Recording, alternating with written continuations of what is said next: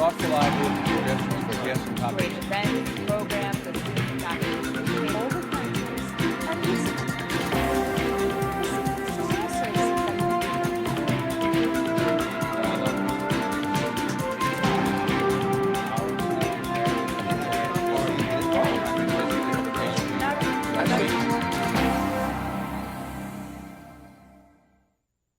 Welcome to this week's segment of Dialogue Houston. I'm your host, Laurence J. To our regular viewing audience, welcome.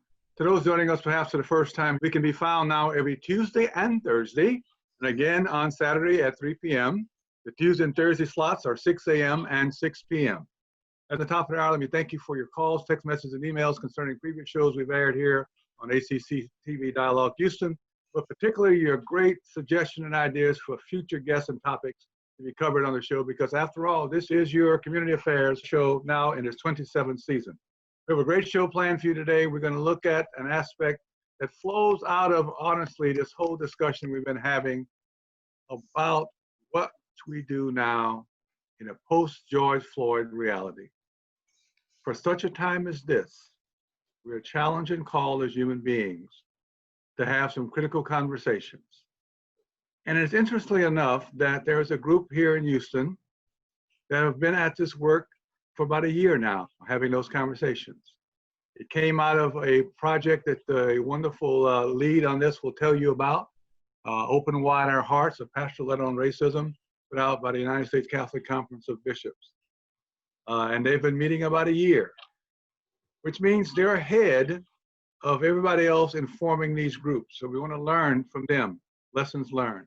So I'm happy and proud to have Ms. Gloria Aldridge, who is the leader and founder and ramrodder of this. She won't say that about herself, but she is the glue that kind of holds it all together, who started it. And she's going to introduce the other two wonderful people who are going to be with us on this segment. So Gloria, it's all yours, and welcome. And so great to have you here on Dialogue Houston. Well, thank you for inviting us. I'd like to also introduce Amy Auzenne. She is the Pastoral Associate for Formation and Evangelization at St. Ignatius, Loyola Catholic Church in Spring. She's been in pastoral ministry for about 16 years and has been very instrumental in helping us, despite the fact that she just joined us a few months ago. Also, Sharon Davis, who's got 25 years of experience in information technology and blends high tech with high touch to achieve cultural change. She's the president of SeDa Consulting and has been instrumental in our program doing skill building in racial healing. She has a wealth of information and background in this area. She was formerly the executive director of the National Resource Center for Racial Healing and hosted a radio talk show about race entitled A Safe Place to Talk About Race, and has consolidated those interviews into a book. So she's been very helpful and generous in her time in working with us on Open Wide Our Hearts. Thank you, Gloria. So we're going to start the conversation with you and Amy, and then we'll take a small pause and break. And when we come back, we'll have a conversation with Sharon. So Gloria, let's just dive into this. What got you started on this? What have you learned in this journey? How is it working? Because you have really pulled together a great group of people. The base of this, of course, as you mentioned, is the Loyola Catholic Church, but it also includes other denominations.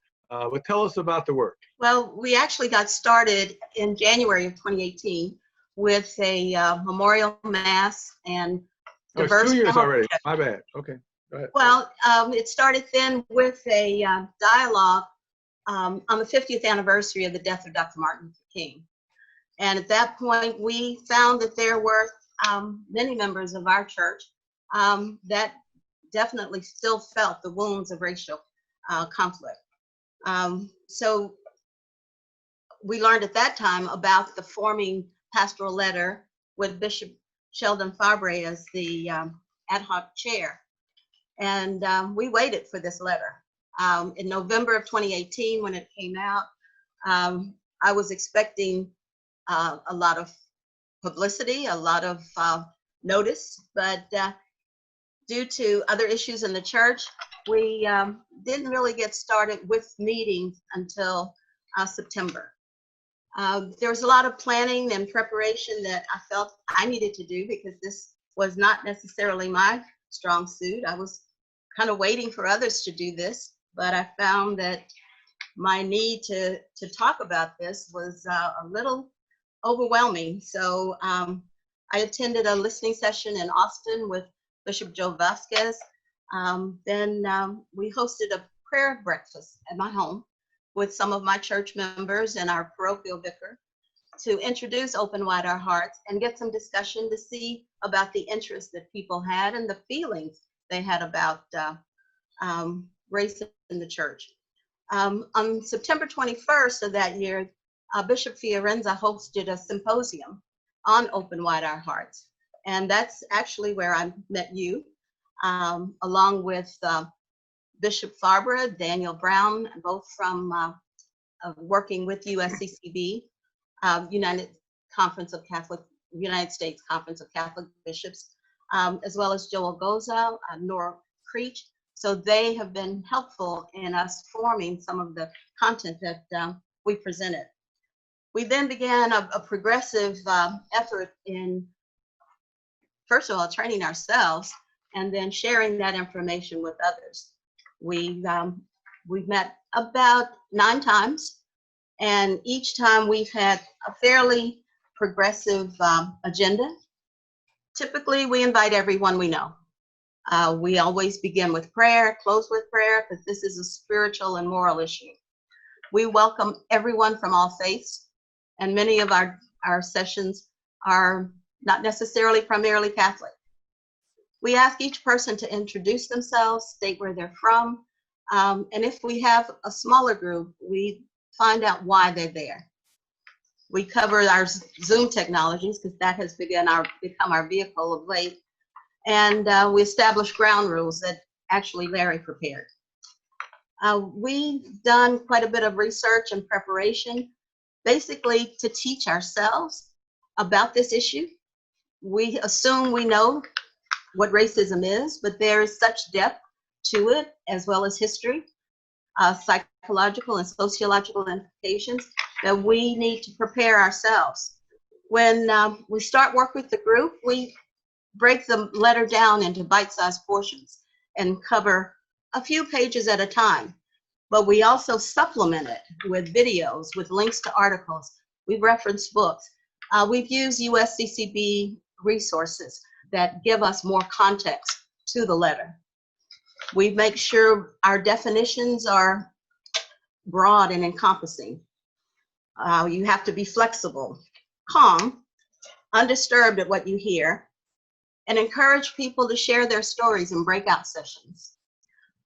Sharon has provided a huge resource in skill building for racial healing, which I think is an important part that is very unique today.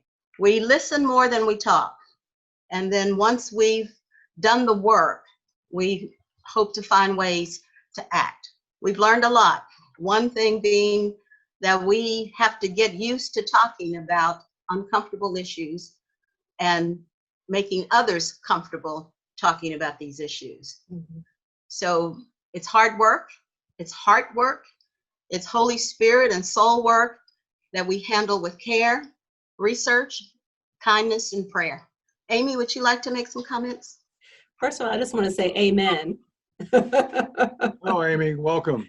Hello, Larry. Good to see you again. You too. My goodness, it's been some years. Thank you so much for the invitation. I just wanted to add to that. I was overwhelmed when I came to St. Ignatius to find Gloria and the work that she had done, and the way that it had been embraced by members of the community who were hungry for these conversations. These are holy conversations, and holy conversations are often uncomfortable conversations, but we cannot be afraid, right? We cannot be afraid. I think for our group, it is very helpful to have kind of a guiding document. The USCCB has provided that in the document, Open Wide Our Hearts. But other groups, other churches, other faith traditions have documents like this that could be used as the basis for gathering groups and beginning the discussion. I think it also is very helpful and very important to our group that I believe almost all of the folks who gather with us would consider themselves people of faith. We are not, as Gloria mentioned, we are not all Catholic. We are not all Christian, but we are people who take our faith seriously and who believe that our faith leads us to work for justice in this world, and that our faith guides us in this work. So that is very helpful in terms of how we have these conversations, because I believe that as people of faith, our ears are open in a special way to hear the promptings of the Spirit and to hear the humanity of the other person. So we are able to engage at a heart level, at a spirit level, that is so critical to the work that we're doing. You both have mentioned the word heart in your presentation, and we have a definition of heart here on Dialogue Houston, which stands for helping each achieve realistic tomorrows. Helping each achieve realistic tomorrows. And so I want to add that St. Ignatius is a predominantly Anglo parish. To be having this type of dialogue and the genesis and the root of it out of a place like St. Ignatius due to leadership, because leadership is always the thing that allows these kind of conversations to happen, supports, nurtures, undergirds these kind of conversations and allows the space and time for it. And I want you to speak a little bit about that. I'm sure in the beginning, people said to you, what in the world you think you're doing and why are you doing this? And we're going to talk about what? So speak to us a little bit about that, Gloria and Amy both. Actually, they didn't say it to me. They may have thought it, but I really didn't hear that. I worked with our church staff, and we had some difficulty at first trying to find out, okay, what program is this?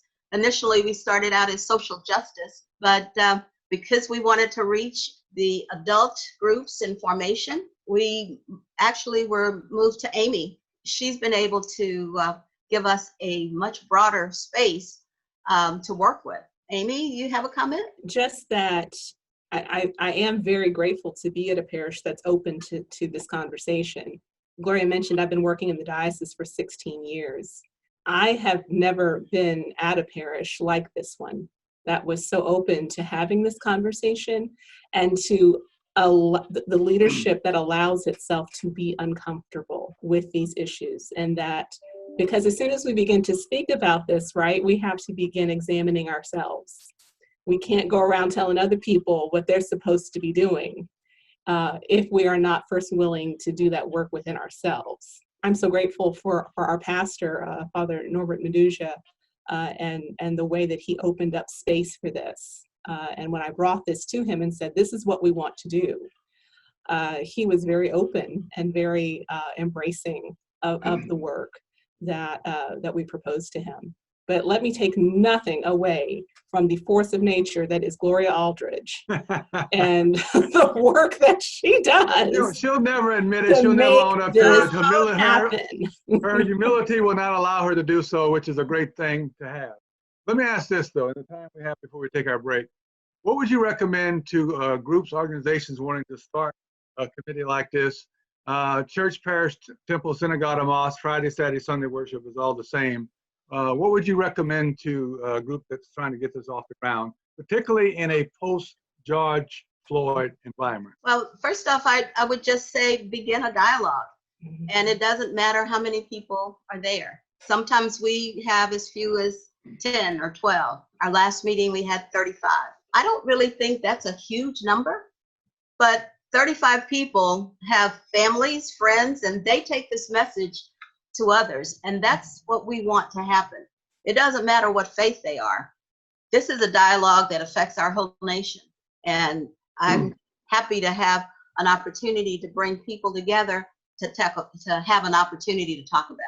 I would just add to that again, it's very helpful to have some kind of document to organize yourself around, or some kind of scripture study, something to organize yourself around, especially, as Catholic people, to say to them, hey, we're going to read this letter that was written to us by our bishops, right? So that brings some authority to the table.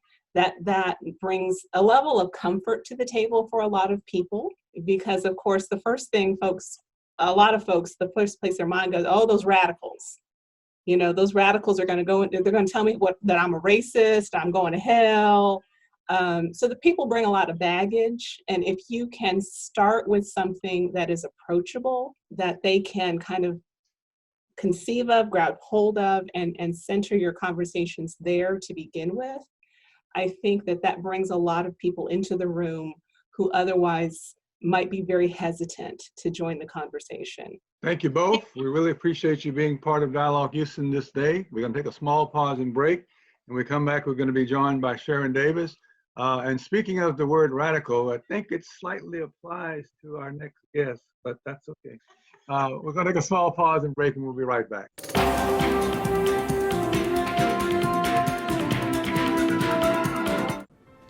In these days, we're all doing our share to battle the virus. We view an attack against any faith or ethnic group as an attack against all of us. We are all in this together.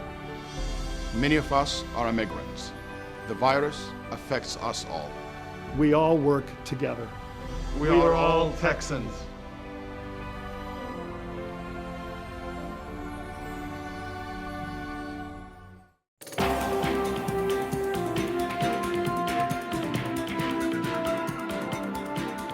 Welcome back to this week's segment of Dialogue Houston. If you've been with us for the first part of the show, I had a fascinating conversation with our guests around an issue that is very dear to all of our hearts.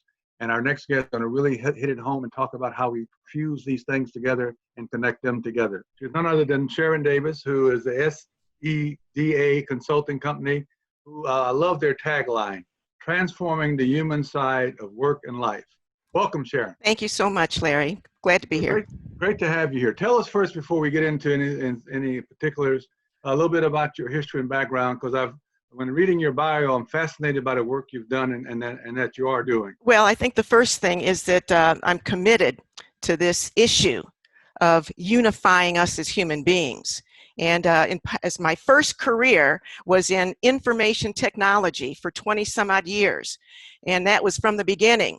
And what you learn out of information technology in the beginning, and I've done everything in IT that you can think of, you learn how systems work.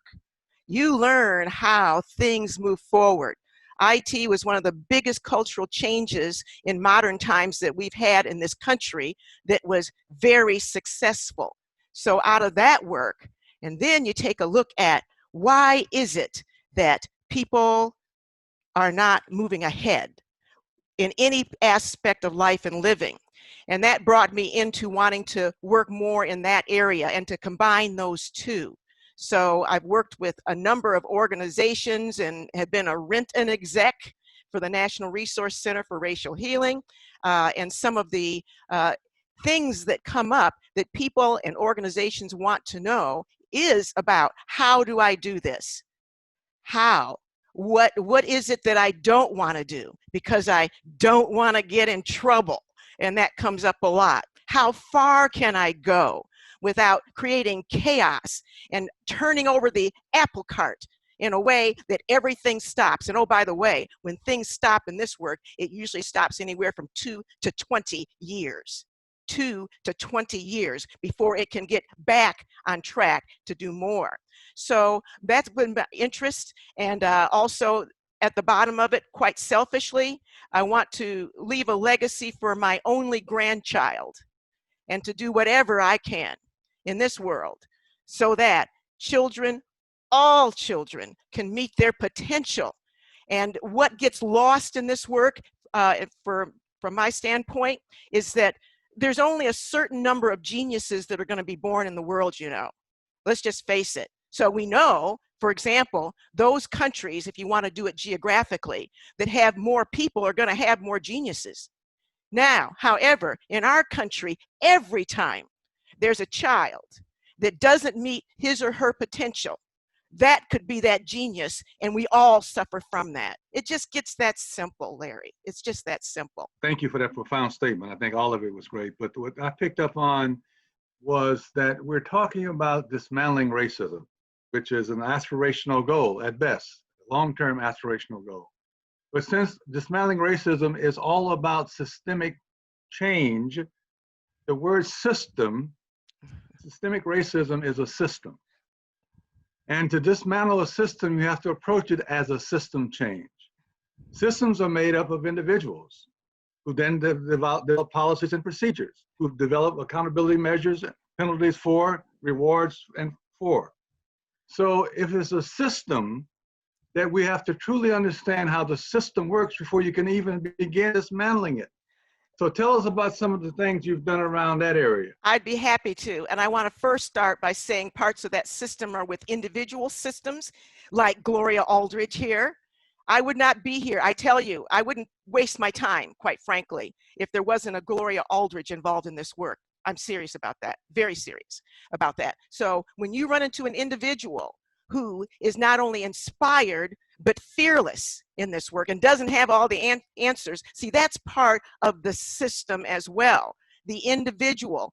And so from there, then you move to institutions and various systems that have been created, as we know, for some of us, which are generally the most wealthy and privileged and usually white people in this country. That's what they were invented for. So in terms of this, we also have community that does protests and reacts to it and feels powerless to do anything. So when you take those three systems, the individuals as a system, and you also take the community as a system, and you take the institutions as this well-oiled, you know, I'm from Michigan, so car topics come up a lot. You know, you can kind of think of a wheel that has interconnected spokes, and this system is like this. It keeps going, and even if one of the spokes or the clogs break, it still goes on and on and on. It's very difficult because it is now intractable, that word, intractable. You can't break one spoke and this whole thing falls apart anymore. It's intractable. So in this regard, for systems work, the individuals, the community, and the institutions, these are some of the things that work well. Other things don't work so well, but it does start with the Glorias of the world, who are not only inspired and fearless and all of that, but can attract as a leader others to work with them. So in part of the biggest issues that I see today post Mr. George Floyd, and I've started calling him Mr. George Floyd. I like that. Yes, ma'am. Yeah. Have to do with, first of all, recognizing and the awareness building and getting out of denial. And some people say denial stands for, I didn't even know I was lying. Denial, yeah, you know, that kind of thing. And this is where the rub starts to come in, because to face oneself in operating in an institution is a different identity. So you can have the nicest person in the world, the neighbors, the friends, the relatives as individuals, but you take that same individual and you put them in an institution, they show up different. They show up very different. And because they show up different, they act different. And because they act different, they will enforce and institute policies that are even against their own self-worth, against our own country. So that part is very, very important for us to understand, those three elements. And it is the awareness part. And then secondly, what we've been into a lot, the second part is channeling behavior, the laws. Well, we now know that all the information that we know about is available to anybody. We also know that we've written all the laws that we can generally write, and but still it's here. So what's that third area that we must go to in terms of dismantling these systems that we have, they just never stop, like a train going down the track, like that? Well, this has to do with the spirit, actually. The spirit of who we are as human beings and who we choose to be. And I want to just leave it at this point to say that oftentimes the majority of European Americans, white people, don't understand how this affects them. And I always draw this parallel. I thought, silly me, that when little white children in schools were being slaughtered, I want to use that word, slaughtered and murdered, starting with Columbine and Sandy Hook and all of that, that kind of violence, surely something would change, and it didn't much. It really didn't much. So those are some of the things when you start connecting the dots and look at systems, when those who have more power right now understand that they too are really affected by that Sandy Hook thing, has to do with the same type of violence and disregard for humans with little children that we see with Mr. George Floyd. I'll pause there. Good pause, and I can tell very clearly I'm going to have you on the show again for a whole segment, along with a couple other people who think like you for maybe an hour. We can all talk about this together. I'm going to have to pause now because we're about out of time, and I need this last minute to do something. But Sharon, you really laid it out. You laid the predicate we need for the context for the following text that we're going to have in the weeks to come. And I will be talking with you and reaching out to get you back on so we can have an extended conversation around these issues. Thank you, Gloria. Thanks to Gloria, and thanks to Amy, and Amy. thanks to Sharon. Before I close out, I have to ask your help on something here quickly. I've been appointed by the mayor the chair of the mayor's task force on police reform. And I'm going to take this moment to ask anyone who watches us, who's been watching us, who now follow us here on Dialogue Houston, and now also the new group on Facebook, YouTube and Facebook. If you have any thoughts, ideas, suggestions, input around the issues we're facing around police reform in the city, please submit them to us. We want to hear from many voices as we can. We want to give everybody a chance to have input. It is a critical issue. It is something we must address here in this city. We must do it right. There are high expectations. Managing expectations is always a challenge in this kind of process. But there's a lot that can be done. There's a lot that needs to be done. But we want to have all voices at the table heard. We want all voices at the table. We want to listen and hear from you, your ideas and suggestions and input. So you can send those to me very simply, the same thing we've been using all these years on Dialogue Houston, ljpayne06@aol.com. I have been moved since the announcement of this formation of this task force since Wednesday, just these last 3 days, the amount of calls, emails, text messages I've received. And most of them have come from mothers and parents and teachers. And their request is, can you do something so I can stop worrying every night if my child is going to come home? If my male child, my son, my brother, if they're going to come home at night, come back from school, come back from practice, if they're just going to make it home at night. And when you hear that sentiment over and over again, we shouldn't have to live in a society like that. That's not the way human beings were meant to live, in fear, anxiety, stress, tension. It affects everything, their lives, their livelihood, their health, everything. So we need help. The second request, quickly, which I'm going to have to save because I'm out of time now, I'll do that on the next show, is to ask that. But we need your help, so please submit any ideas you have. And a word about COVID-19. Our county judge is about to shut down the county again. We are not going in the right direction, we're going backwards. It is a selfish thing not to wear your mask, because you wear your mask for others. You don't wear your mask for yourself. It's such a simple thing to do if you say you really care about other human beings, if you value the other person's life equally as yours, as your fellow human being, which obviously we do not. Because wearing a mask is not a political issue. It is not a right or privilege. It is a thing to do for everybody. And so we're going to have to be safe. We're going to have to stay well. We hope that you all do that as we go forward in the weeks to come. We thank you for being part of Dialogue Houston as always. And until we meet again for the next time, peace, power, and love.